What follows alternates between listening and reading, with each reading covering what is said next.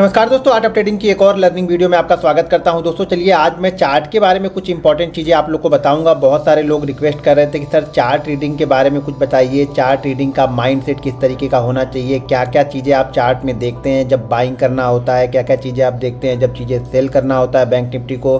तो चलिए उसके बारे में हम कुछ डिस्कस करते हैं इस वीडियो में। कुछ चार्ट पर मैं चीज़ें दिखाता हूँ, उसको इम्प्लीमेंट कीजिए। देखिए जब तक आप शांति से बैठना नहीं जानेंगे ना तब तक पैसा नहीं मिलेगा। एक चीज़ नोट कर लीजिए कि इंपॉर्टेंट यही है स्टॉक मार्केट में कि आप अपने लेवल के लिए बैठें, इंतज़ार करें, तभी मार्केट आपको पैसा देगा।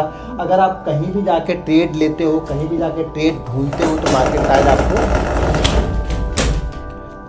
आप हर समय ट्रेड लेने के लिए उत्सुक हो, हर समय आप ट्रेड लेना चाहते हो, हर समय आप ट्रेड में बने रहना चाहते हो तो मार्केट आपको कभी भी पैसे नहीं देगा। तो चलिए चार्ट पे देखते हैं मैं किस तरीके से चार्ट को रीड करता हूँ, मेरा माइंडसेट क्या होता है, समझने और समझाने का तरीका किस तरीके से होता है, किस तरीके से मैं समझता हूँ कि मार्केट अब यहाँ से ऊपर जा सकता है, किस तरीके से मैं ये देखता हूँ कि हाँ मार्केट यहाँ से कुछ कंसोलिडेट कर सकता है, क्या क्या इंपॉर्टेंट पॉइंट है, चलिए वो देखते हैं।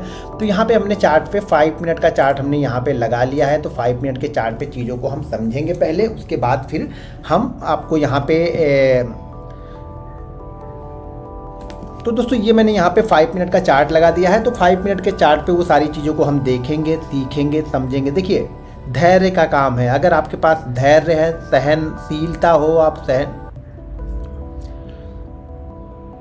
तो दोस्तों ये मैंने 5 मिनट का चार्ट लगा लिया है। 5 मिनट के चार्ट पे हम देखेंगे क्या क्या सिचुएशन चार्ट पे बन सकती है, कैसे कैसे चार्ट पे सिचुएशन बनी है, आगे क्या हो सकता है ये भी बताऊंगा और पीछे की सारी चीज़ों को एनालिसिस करके भी आप लोग को बताऊंगा, जिससे आप लोग खुद चार्ट को देखो, समझो, फील करो चार्ट को। देखो जब तक आप चार्ट को फील नहीं करोगे पैसा यहाँ पे नहीं बनेगा। तो यहाँ पे देखिए पहले कुछ चीज़ें समझाता हूँ। कल ये जो अपना मुहूर्त ट्रेडिंग है वहाँ पे देखिए पहली कैंडल, जैसा कि मैंने कल ही बताया था, एनालिसिस करके बताया था कि सारा गेम ज़्यादातर पहले ही 5 मिनट के अंदर में ख़त्म हो जाता है। और इस दिन भी देखिए पहले ही 5 मिनट के अंदर में सारा गेम खत्म हुआ, ना हम 5 मिनट के ऊपर निकले ना 5 मिनट के नीचे निकले, सारा गेम 5 मिनट के अंदर में हो गया। बाकी सारा जो 1 घंटे सवा घंटे हमने ट्रेड किया, इसी रेंज के अंदर में हम ट्रेड करते रहे और ट्रेड करने के बाद हमने इसी रेंज के अंदर में जाके हायर प्राइस के आसपास में हमने क्लोज कर दिया। अब यहाँ पे आज सुबह हम ओपन होते हैं, सुबह ओपन होते हैं, गैप अप ओपन होते हैं। बार बार बोलता हूँ अगर किसी के पास पोजीशन है, गैप अप ओपन होता है बड़ा, तो वहाँ पे मार्केट क्या होता है, कुछ प्रॉफिट बुकिंग आती है और यहाँ पे देखिए प्रॉफिट बुकिंग आई। और उसके बाद देखिए माइंडसेट, देखिए यहाँ पे कैंडल देखिए, तो ये कैंडल मैं चार्ट को थोड़ा सा बड़ा करता हूँ जिससे आप लोग को चीज़ें समझ में आए। और शायद सिर्फ एक दिन का चार्ट हम देखते हैं, आज का कल का चार्ट हम देखते हैं, फिर जिससे आप लोग को चीज़ें समझ में आएंगे। तो यहाँ पे देखिए चार्ट को जरा, तो यहाँ पे देखिए, यहाँ पे कैंडल स्टिक देखिए क्या हैमर कैंडल बनी है, कितने कम से कम यहाँ पे देखिए जो लो लगाया है इसने लगभग 120 का लगाया है। ओपन में होते हैं लगभग 520-530 के आसपास, तो लगभग 400 पॉइंट का मूवमेंट मिलने के बाद यहाँ पे हैमर कैंडल बनती है। पहले 5 मिनट हम रेड में रहते हैं, सेकंड 5 मिनट की कैंडल यहाँ पे हैमर कैंडल बनती है। और यहीं पे मैंने भी आप लोग को बैंक निफ्टी के लिए बाइंग करने के लिए दिया था 41,220 के ऊपर मैंने बैंक निफ्टी बाइंग के लिए दिया था। और यहीं पे मैंने अपने प्रीमियम ग्रुप जो लर्निंग ग्रुप है वहाँ पे हमने 314 में कॉल हमने बाइंग करने के लिए दिया था, जो कॉल यहाँ पे 400 उसी फ्लो में 400 के पास तक ये कॉल गई थी। एसएल हमने 290 का दिया था जो कि एसएल हुआ नहीं, तो एसएल हमने यहाँ पे सिर्फ 24 पॉइंट का हमारा एसएल था। और यहाँ पे मूवमेंट देखिए ऑलरेडी हमें 86 पॉइंट की मूवमेंट यहाँ पे मिली। और बैंक निफ्टी 220 के बाद बैंक निफ्टी भी लगभग मेरे ख्याल से 410 के आसपास या 405 के आसपास तक बैंक निफ्टी गया था उसी फ्लो में। तो यहाँ पे देखिए जबरदस्त मूवमेंट मिली। तो हमने क्या यहाँ पे देखिए मार्केट गिरता है, प्रॉफिट बुकिंग आती है, मार्केट गिरता नहीं, ये प्रॉफिट बुकिंग है, ठीक है, प्रॉफिट बुकिंग आती है।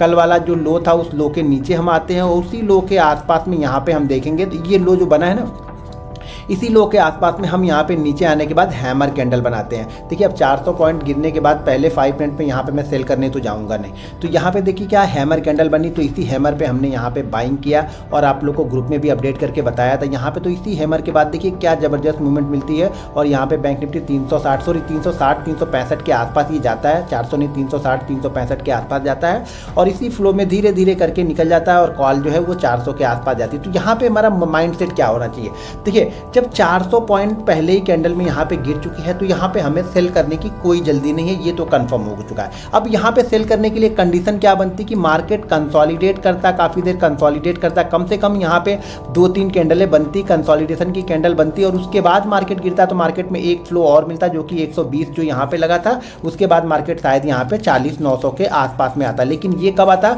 जब मार्केट यहाँ पे रुकता, तभी नए सेलर आएंगे। इसी फ्लो में आप नए सेलर कहाँ से ढूंढोगे, जो सेलर ने सेल किया है उसको ऑलरेडी 400 पॉइंट मिल रहे हैं, तो वो तो प्रॉफिट बुकिंग करेगा। अब यहाँ पे नए सेलर की जरूरत पड़ेगी, नए सेलर तभी आएंगे जब यहाँ पे ये कंसोलिडेट करेगा, और ये सेलर भी तभी तक यहाँ पे बैठे रहेंगे जब ये कंसोलिडेट करेगा। अगर ये धीरे धीरे करके कुछ ऐसा प्राइस एक्शन यहाँ पे देखिए कैंडल स्टिक बना, तो ये क्या होगा, जो इन्होंने सेल किया होगा वो भी अपनी पोजीशन को कवर करने लगेंगे। जब पोजीशन को कवर करने लगेंगे, हैमर बन गया, पोजीशन को कवर करने लगेंगे, और उसके बाद क्या होता है, हम लोग जो कैंडल स्टिक को फॉलो करते हैं वो यहाँ पे बैठे रहते हैं। कुछ ऐसी सिचुएशन बने इतने पॉइंट गिरने के बाद कि हम बाइंग करें, तो यहाँ पे मार्केट में देखेंगे तो मार्केट लगभग यहाँ से लगभग 150 से 170 पॉइंट की मूवमेंट ऊपर की साइड में यहाँ पे मिल जाती है। तो यहाँ पे माइंडसेट क्या था, हैमर कैंडल बनी, तो क्या हो गया, जिन लोगों ने यहाँ पे सेल किया हो गया, जिन्होंने कल परसों से बाइंग करके रखा होगा, वो भी प्रॉफिट बुकिंग यहाँ पे किए, और प्रॉफिट बुकिंग करके वो नीचे की तरफ लेके आए। हमारे जैसे लोग जो इंट्राडे के लिए वेट कर रहे थे, इंतजार कर रहे थे कि इस लो के आसपास ये किस तरह से मूवमेंट करता है, तो यहाँ पे हैमर कैंडल बनी, तो ये छोटा सा रिस्क हमारे लिए था, 70-80 पॉइंट का ये रिस्क था। उसके बाद हमें यहाँ पे लगभग 150 से 160 पॉइंट की मूवमेंट मिली, और मार्केट यहाँ पे हमने प्रॉफिट बुकिंग ऑलरेडी आप लोग को भी बता दिया था कि 360-355 ये हमारा जोन है, और 400 से लेकर के 525 ये जोन जो है वो ट्रैप जोन है। इस जोन के बीच में अगर मार्केट ट्रेड करेगा तो आप ट्रैप हो सकते हैं, अगर आप ऑप्शन बायर हैं तो मार्केट वहीं से नीचे की साइड में आता है, और मार्केट धीरे धीरे करके अब देखिए मार्केट क्या करता है।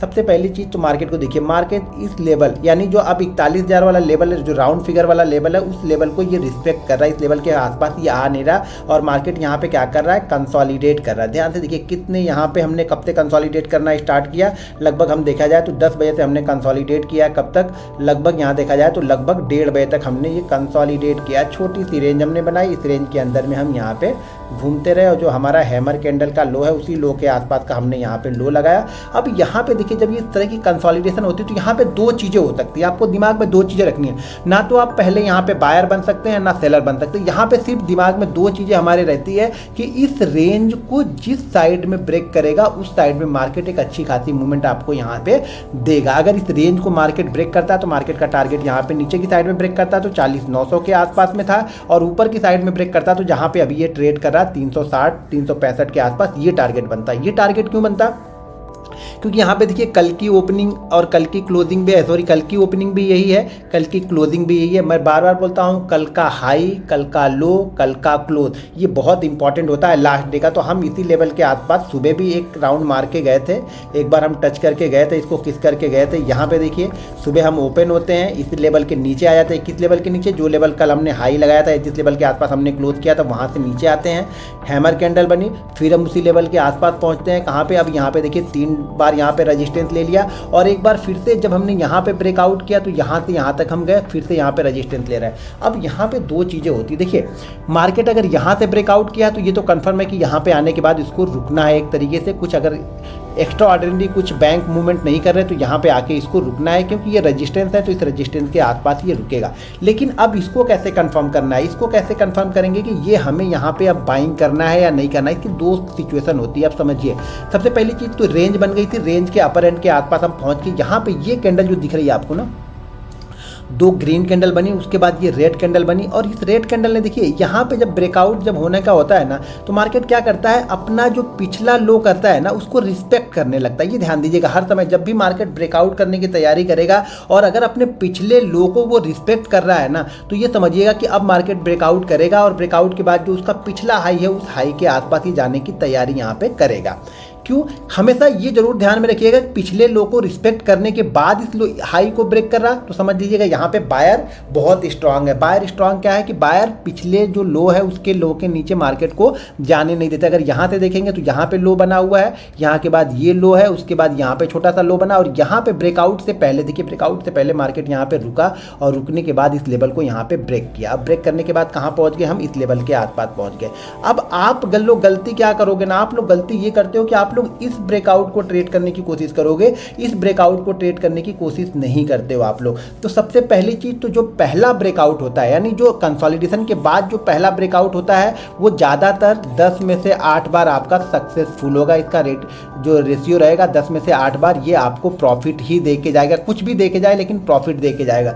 यहाँ पे क्या होता है, हम जो यहाँ पे पोजीशन बाइंग करते हैं ना, उस पोजीशन का कुछ हिस्सा हमें यहाँ पे रखना चाहिए। या फिर चलो ठीक है, आपने यहाँ पे मान लीजिए हमने हमने ये मान लिया कि आपने यहाँ पे 100 क्वांटिटी ली बैंक निफ्टी की, 100 क्वांटिटी के बाद में यहाँ पे आपको 40 पॉइंट का प्रॉफिट हो गया और ये 40 पॉइंट 100 पॉइंट आपने निकल गए, इसमें आपको 4000 का प्रॉफिट हो गया। तो अब इसको हम कैसे ट्रेड करेंगे कि जैसे ये इसके ऊपर फिर निकलेगा, देखो सबसे पहली चीज़ तो टाइम भी आपको ध्यान देना है कि टाइम क्या हो रहा है, टाइम के बाद में कौन सी बैंक किस तरीके की मूवमेंट कर रहा है, क्योंकि लास्ट के आवर को अगर ट्रेड कर रहे हैं तो आपको आपके लिए बैंकिंग का एक्स्ट्राऑर्डिनरी मूव करना बहुत ज़रूरी है।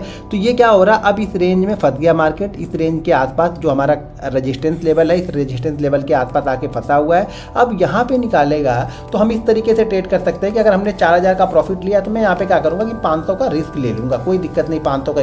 देखिए जब तक आप प्रॉफिट में रिस्क ले रहे हैं ना, आप बहुत अच्छे ट्रेडर हैं, यकीन मानिए आपको कोई हरा ही नहीं सकता, मार्केट आपको लॉस दे ही नहीं सकता अगर आप अपने प्रॉफिट को सेव करना जानते हैं। अगर आप पूरे प्रॉफिट पे रिस्क लेके, अब यहाँ पे 4000 का प्रॉफिट बना, यहाँ पे आप 8000 का रिस्क लेके ट्रेड करोगे तो क्या मतलब, कोई ना कोई ट्रेड तो खराब होगा। यहाँ पे आप 500 का रिस्क लेके ट्रेड करोगे तो भी आपके पास 3500 रुपये है और इस ट्रेड से आपको डर भी नहीं लगेगा। अगर आप 4000 का पूरा रिस्क लेके ट्रेड करोगे तो इस ट्रेड से आपको डर भी लगेगा। ये ध्यान रखना, सबसे पहली जरूरी चीज़ ये है कि आपको डर नहीं लगना चाहिए। अगर आपको डर लग रहा है तो समझ जाइएगा मार्केट आपको पैसा नहीं देने वाला है, क्योंकि वो ट्रेड आपका गलत हो रहा है। या तो ट्रेडिंग जो क्वांटिटी है, रिस्क मैनेजमेंट आपका सही नहीं है, या मनी मैनेजमेंट सही नहीं है, या फिर आप ओवर ट्रेड कर रहे हो, ओवर क्वांटिटी ट्रेड कर रहे हो, इसीलिए आपको डर लगता है। जब आप हर चीज़ें लिमिट में रहेंगी ना तो कभी आपको डर नहीं लगेगा। तो यहाँ पे हम कब ट्रेड ले सकते हैं, जब ये हम इस ट्रेड में प्रॉफिट में है।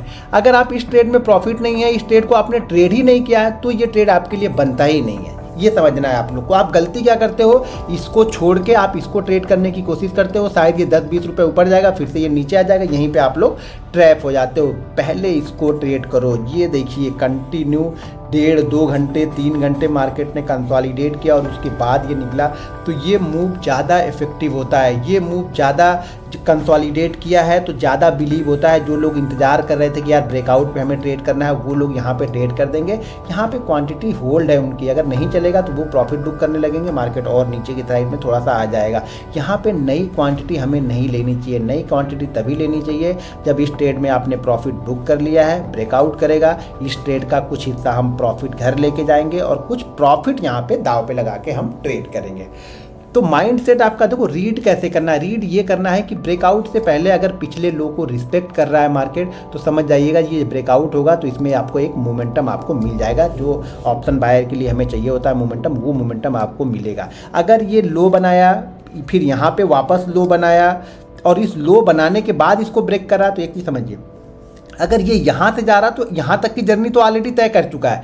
हमेशा ब्रेकआउट तभी फेल होता है ना जब बहुत जर्नी वो करके आ जाता है। जैसे यहाँ पे क्या होगा, ये जर्नी करके आ रहा तो यहाँ पे प्रॉफिट बुकिंग हो सकती है। यहाँ पे क्या हो रहा है, इसी रेंज के अंदर में था, यहाँ पे देखिए कुछ मूवमेंट नहीं, ये 20 से 30 पॉइंट के अंदर में ये ट्रेड कर रहा था और ब्रेकआउट किया तो सडनली यहाँ पे आपको 100 से 150 पॉइंट यहाँ पे आपको मिल गए। तो उसी तरीके से आपको यही सोचना पड़ेगा कि मार्केट अगर बहुत जर्नी करके आ रहा तो ज़्यादा दूर नहीं जाएगा बैंक निफ्टी। अगर उसने जर्नी अभी स्टार्ट की है, फ्रेश मूव हो रहा है, ये देखिए फ्रेश मूव हो रहा है, तो इसलिए इसे यहाँ पे मोमेंटम मिला। तो यहाँ पे हम ट्रेड तभी ले सकते हैं जब हम क्या करेंगे, यहाँ पे देखिए अब ये एक फ्लैग बटन यहाँ पे बन रहा है, ठीक है।